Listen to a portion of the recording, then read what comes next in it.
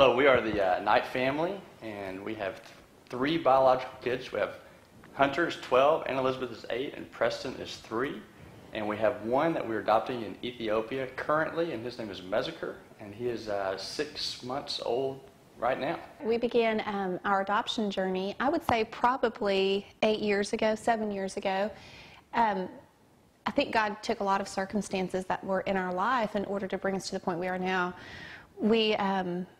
We started our family in a way that wasn't planned, and after 2 children, still wanting a third, we lost 4 pregnancies.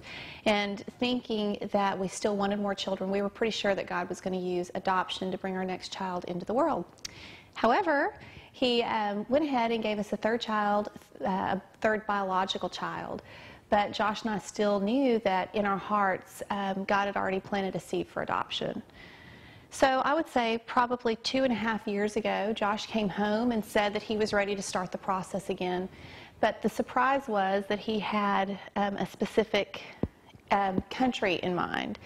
And Josh really felt called to Ethiopia. I met Lady Bev Klein in 1997, and she was so kind to share her story with me and opened up my eyes to what a much bigger God I served. And so that story has stuck with me for a long time. I came home and told Lori, and she asked me to pray about it and to make sure that that was what we were called to do.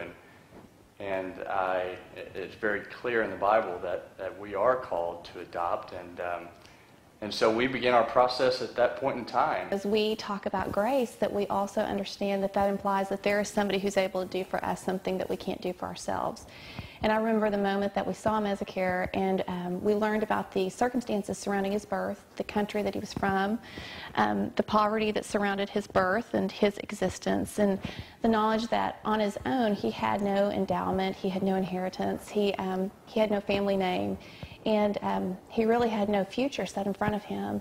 And that by a single act of stepping in and saying that just saying that our love was to take him in and to make him a part of us, that immediately he became an heir to the same thing that the biological children that we had are heirs to, and that we do not perceive him any differently, that there's no love difference.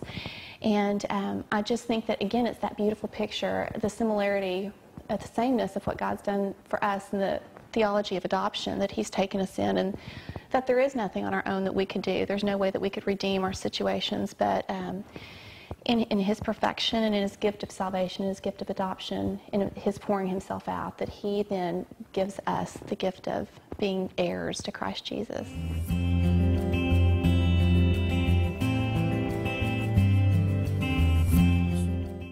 Well, we have Susan and me, of course, and we have 5 children. We have Emily, she's 13 years old. We have David, who's 11. We have Mariella, who's 8 years old. Jonathan, who is 7. And Hallie, our newest addition, she's 10 years old. Yeah, I mean, I really thought everybody was going to think we're crazy, because it's not like, you know, I always say if you took a group of mothers and homemakers and said, okay, who would be the most optimal choice to have, you know, more children, I would not be, like, probably even in the top 3 people you would choose. I mean, I don't get to church on time, you know, I'm not neat, and I'm not with it, but I think you're with it. Oh, thank you. Jonathan, he didn't want to come with us.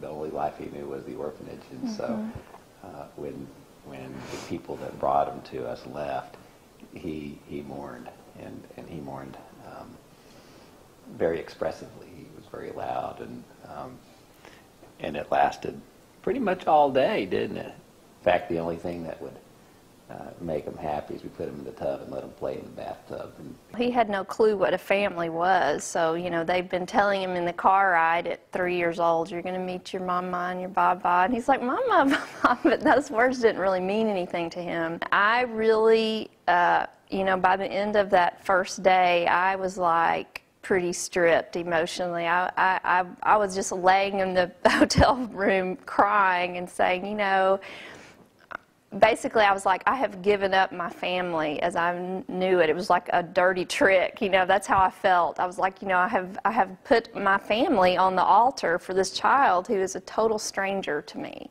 that I don't feel like I love or anything, you know. There was no bond there, and which, I mean, how could there be? I didn't know him, but you know, emotionally you're all revved up and everybody's so excited and he's so precious in these pictures and everything, and you get there and you're like, you know, what about my other kids? You know, my life is going to be totally changed. My family is totally changed. And so I'm laying there just sobbing, saying all this to God, and the Lord said to me, you know, Susan, that's what I did for you.